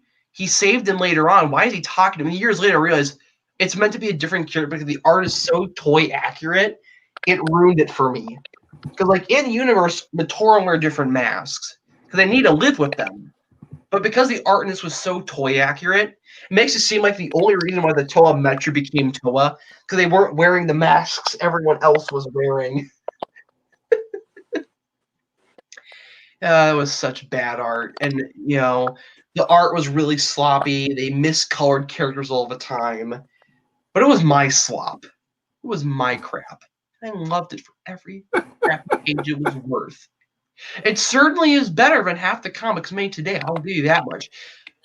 Kopaka's an edgelord. You're not wrong. You're not wrong about, especially in the later years. Doesn't help that he's Greg Farsty's favorite character, and Greg himself's a bit of an edgelord. But so was Lego back then. Like I said, the whole 2005 year Bionicle was them trying to ape Star Wars. They had, because in the 2005 was the year every fictional character they had to turn to the dark side. Anakin did it. We should as well. So they had like Vakama go on this stupid character arc. Like he saved the day. He proved he's worthy of a Toa by his old master who dies in his arms, saying he's worthy of being called his brother as a Toa. He gets it all stuffed up to his head. I think the books do a better job at leading up to it. Vakama thinks he has to build up a reputation he's given. He's living up to one of the greatest names of one of the greatest Toa of all time, who ever lived, by the now then dead Turaga Lakan's admission. So he has a reputation to keep now, and it lets him get to his head, and he gets really angry and paranoid because he's all stressed out and he's doing a role he's not capable of doing entirely. They then go back to Metro Nui and they all get hot-headed. Then they get captured by spiders and mutated into animals. And Vakama's all conflicted and mentally ill from the venom, which will slowly turn him into a wild beast. So he's mentally not right in the head. So the villains of that year trick him into joining their side, claim they'll help him save the day because he thinks the other Toa won't. There's a build-up. In the Bionicle movie, they have to truncate that whole freaking year. So it makes it seem like he's gone back to whining and moaning and like, well, being good sucks. They're not my real friends. I'm going to be evil and make new friends because they got the spiders. I'm going to team up with the high-heeled crazy lady. And it didn't help that the writing in it, they were trying to be dark and edgy, but it was like comedy. It's like they have lines, gems like, and no matter how much I might want to, I can't just change. And then Vakama immediately begins mutating. Scott, and he was the white one. Yeah, Kopaka was.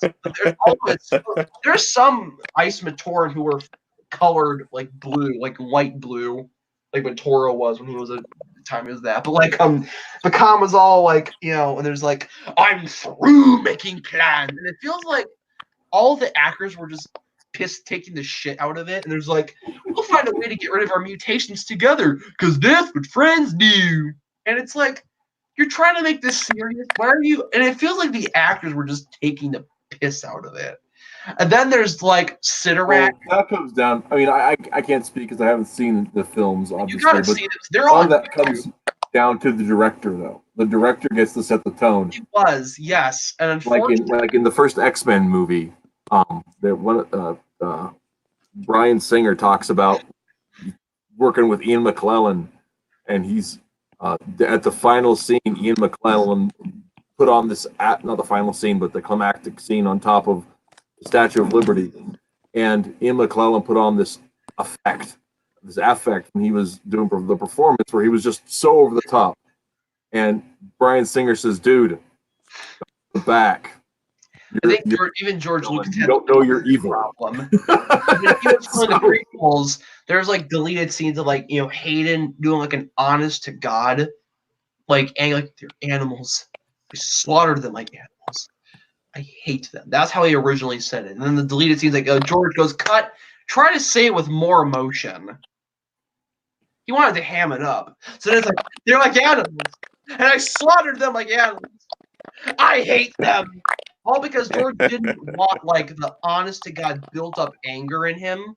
Mhm. He wanted to show out like he was falling mad. So that was an example of directing gone awry. But like it was so weird in that the first 3 movies were not written by Greg Varsity. They were written by other people. And they were given the proper how to write down, but they were taught the whole BIONICLE classrooms dedicated to the lore to get it right. But even then, it was like, there was clear they had to make some differences to tell a story. Because they got to, like, condense an entire year worth of story into it. So, like, they have to, like, change things for it.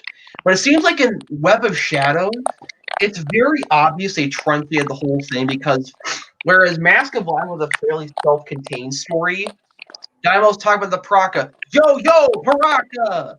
The gang's on the loose. Nothing you. There's a freaking rap song with these characters. We'll get them in a second, Scott. We're running out of time, and I know that, but I'll make sure to get them as soon as I can. But like the second movie, again, mostly self-contained. They do sort of allude to earlier events in the books. Like you don't have to know it to enjoy it. Then in the third movie, they skip out a bunch of things that prevent you from making any sense of it. Like the lead up to Vakama being mad, the lead up to them, getting mutated and having to deal with it. That all got truncated, and that just makes Vakama's betrayal seem very weird. But anyways, not to mention the fact that the third movie takes place the third movie takes place between the last 2 scenes of the second movie. It was the filler between the filler. Because the reason why they made 2005 was so they could prepare to make the Ignition arc, which leads us nicely into the Paraka. Okay, so there's these 6 creatures called the Paraka. They're from a species called the ScottyB. They're like the Thug Nation of the Bionicle. They're like dumb, ugly looking, and who's chewing ice cube? Okay, I'm just reading the comments. That's all. But anyways, like the Paraka were like the fucked ups of the fuck ups. Like nobody liked them. It just so happened they got shipped to Mattriachy trying to get the Mask of Life so they could just have it for themselves and fight amongst themselves for it so they could have like bragging rights. They conquered an entire island and stoked fear into the hearts of the natives. They weren't even trying to. They were just being dumb. Yet, despite being failures among their own species of failures, they conquered an entire island and inadvertently did Makuta's being by having Makuta's essence mind control a bunch of Matoran. There's Thok. Thok you. Oh, some of those names are great. There's also Rydak. Scott, if you can post the image of Rydak up. I almost got him as a kid. There's a funny story why I didn't get him. But let's just see the image for ourselves. You can pull it up, Scott, please. No, the image you have of the Thok, if you can pull it up. I know everything is confused, but basically, Rydak has freaking little googly eyes and face.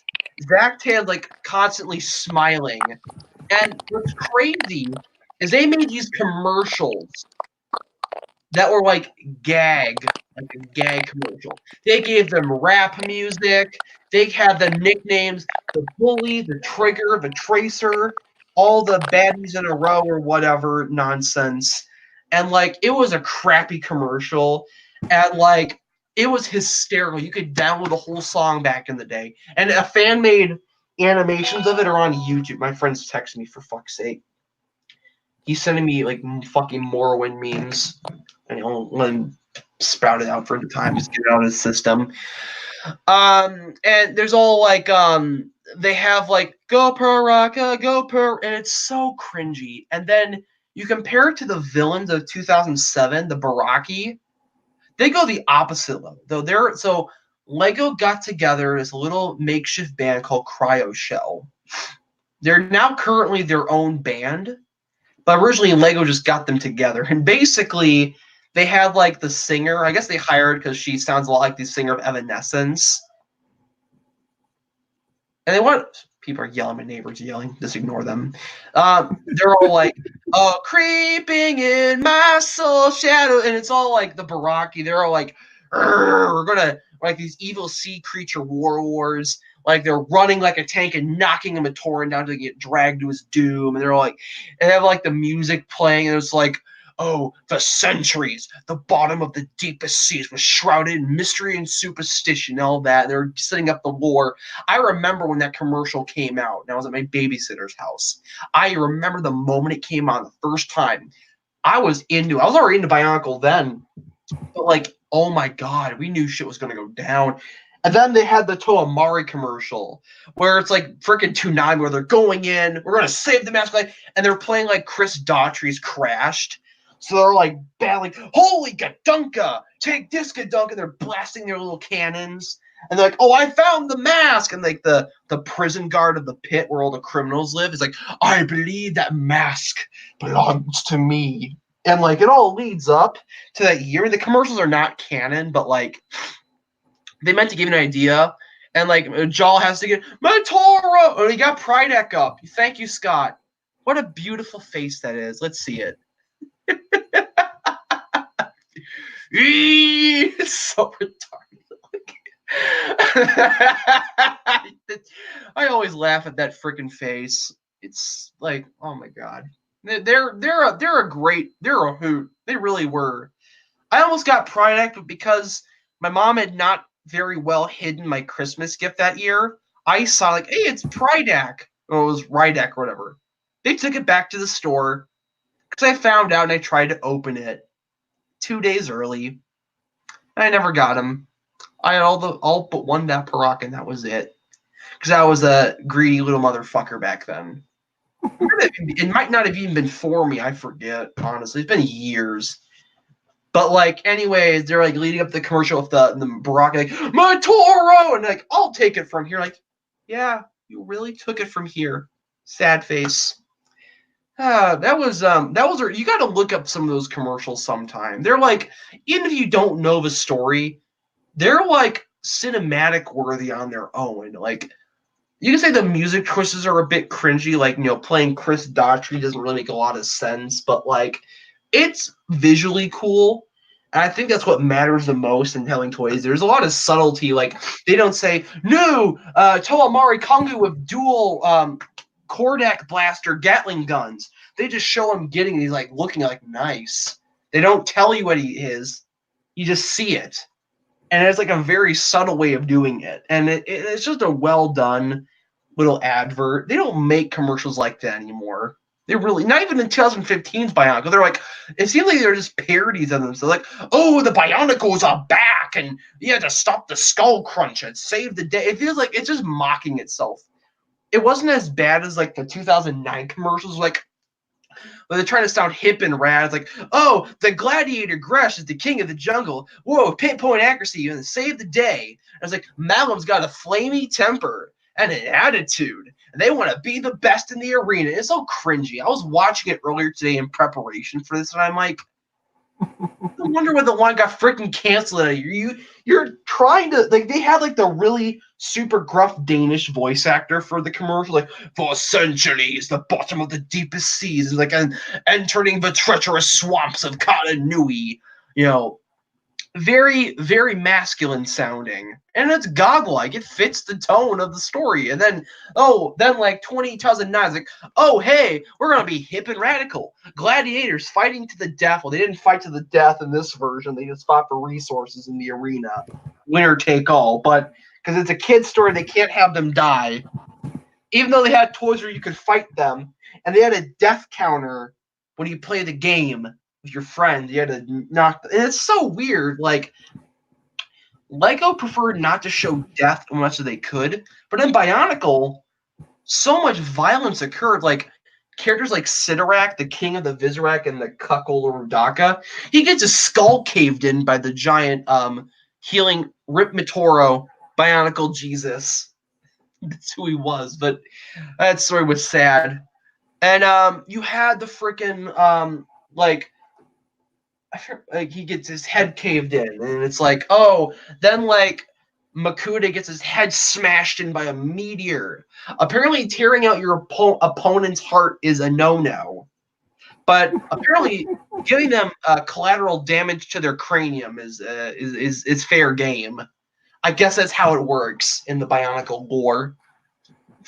Well, they're not real. So I know, but like it's weird how like Lego is very adamant. I agree. I think that was probably one of their things was like, the Lego minifigs represent people, and whereas the Bionicles are certainly not people. It also didn't help, but there was a disconnect between the set makers and the writers. So like characters that are meant to be more organic looking because they're like organic creatures like the Agorian, the Glatorian, and the Skrull, they look just as robotic as the other characters do when they're not supposed to be. Whereas like you have like characters in sets, they have extra weapons that they don't have in universe. Then they have to make sure every character's got 3 weapons, a projectile of some sort, laser weapon, and elemental power to market the toys. And in universe reason that more powerful enemies they needed more weapons, more DACA. But like it was very clear that no one was on the same page anymore. And I think that's kind of when it all sort of like kind of came crashing down almost. I really don't think Bionicle could be made today, at least not in the way I grew up with it. Because like the whole world, it is very unique. It is like almost as in-depth and intricate as like a Tolkien story, There's so much of these little characters, little terminologies, little worlds and creatures that live in it, the different powers of the mask, the different elements, the world, Bionicle Jesus, Rip, yeah, indeed, like different world powers, the different universes that exist. Most of them are really minor because they made sure not to dwell on it. Oh yeah, they I remember that when he goes, but I can't defeat it by myself. I know, Udaka. Sidorak was freaking pathetic. He really was. He really is. He was the Bionicle equivalent to a cuckold. That's what he was. It's like, oh, Rudaka, my queen. No, not your queen. Not yet. Oh, formalities. And it's like, he's trying so hard to woo her, and they make sure to remind you in story, once Sidorak is no longer useful, I'll dispose of him. And that the Visorak are only loyal to me. Sidorak would rather wash his hands rather than dirty them. And it's like, they try to make it so hard that whole year, 2005.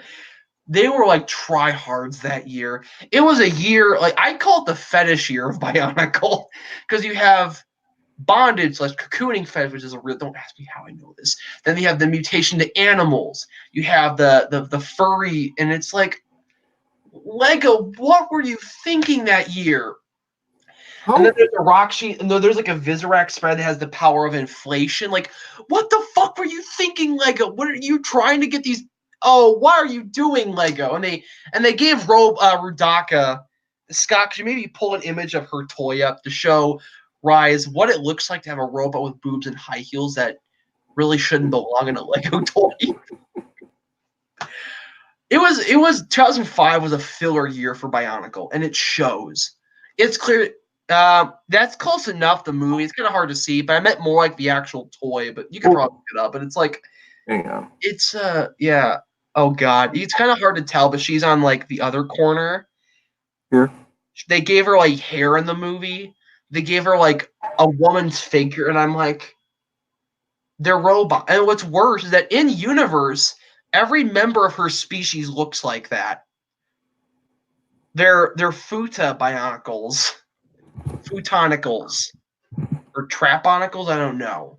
But either way, all of her species looks like that. Even the men. That's awkward. That I gets feel like they only did that so it wouldn't make it seem like they were being discriminatory in the workplace. But then that leads to a whole nother, like 2005. It feels like the writers were just putting like their whatever weird fetishes they have into 1 year and hope nobody notices. That's what it was. That's really what it was. But I think it didn't help. It's not really well liked here. And it was really, they were just holding on to hope for 2006 to come sooner. Kind of a shame because I would have loved to have seen the Paraka in movie form. And they're all like, we'd love to kill. You know, some of us like to melt people into atoms. Like one of the Paraka was made out of like gnats and stuff, protodytes, and he could reform and reconstitute at will. And like he gets defeated by Napar using his flying powers. He's got the mask of flight, which looks like a freaking like spiked mohawk for some reason. He flies up and tears into pieces, so it takes him a while to reconstitute himself. It's insane. I would have wanted to have seen that become the movie and not what we got. Because like it would have been so cool to have like the movies about those years. And there's fan-made like Bionicle fan movies of them, several of them, that like deal with that year. Yep. Good night, everybody. As they say on like Animaniacs. It doesn't help that now there's people in the Lego Bionicle who make mocks that just look like her. We're gonna give her a bigger boob, and we're gonna give them like these are children. Like people literally said, I get horny over these figures. That's disturbing. You get horny over fucking like okay, this one thing when you have like waifu dolls like this, I don't even know what series is even from. That's different, okay? At least it's like a human figure, more or less.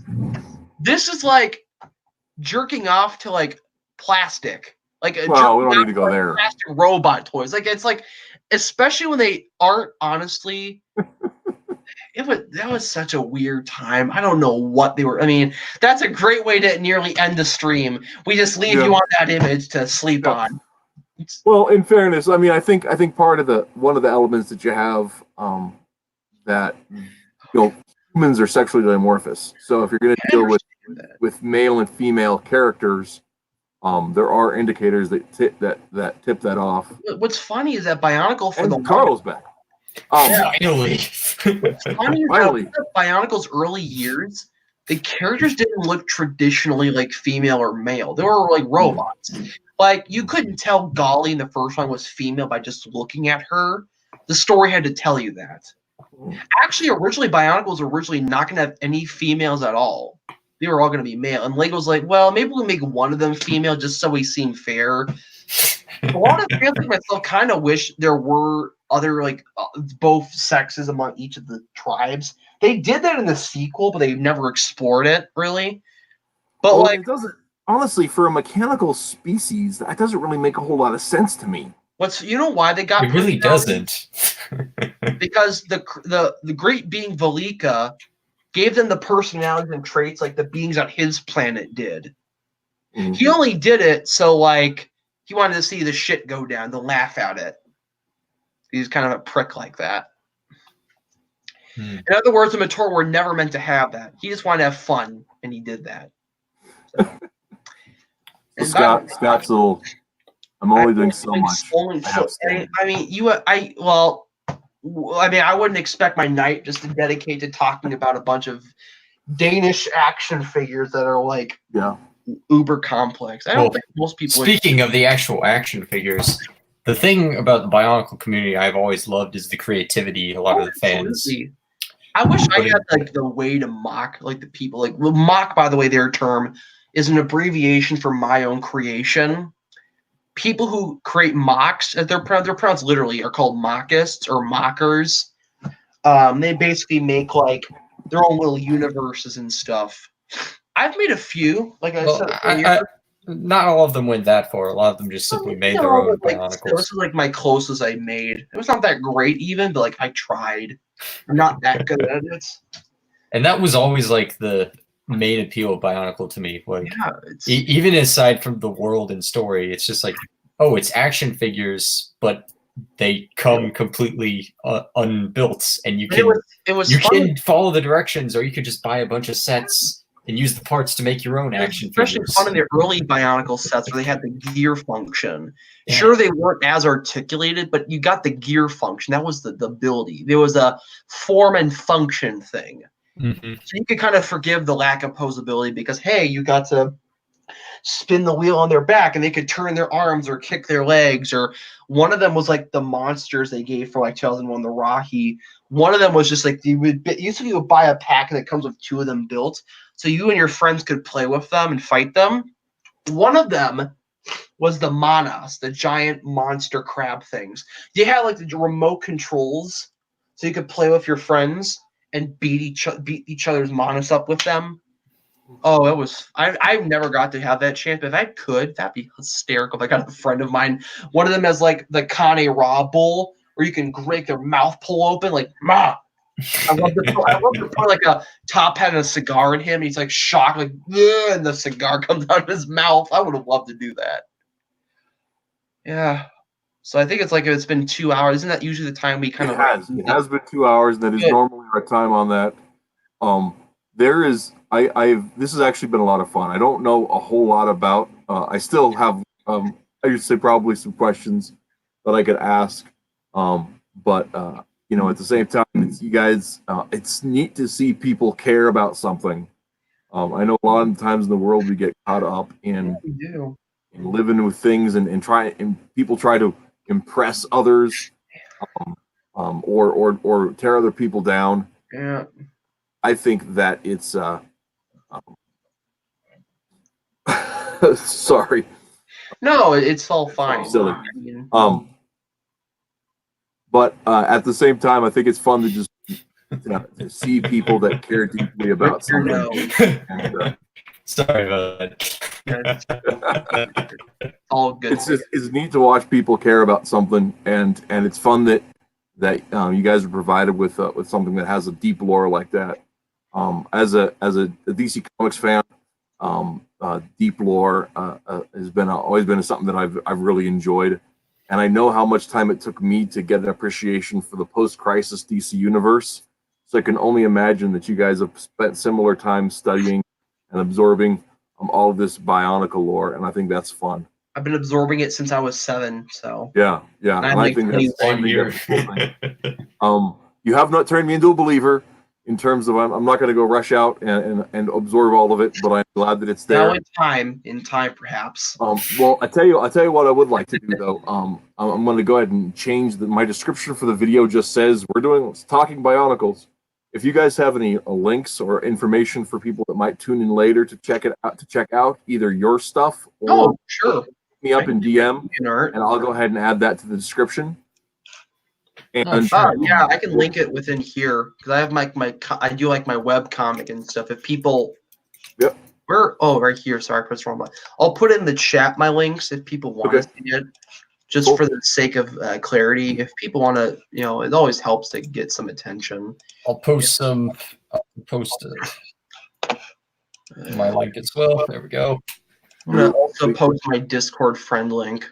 Just I will grab that and just for brevity, modify just for the sake of my Discord ID. Let me go put that in there so you can put it in the description. Let's all put ours in there. That'd be so we can get more people on the. I'm gonna add that in. Yeah, I got to go to bed because I got to work early tomorrow. So it was nice discussing all that. I have to get up early tomorrow and go to an art show. Oh, lucky! Yeah, we're going up to the Denver Art Museum, and we're going to check out the Monet exhibit. Oh, nice!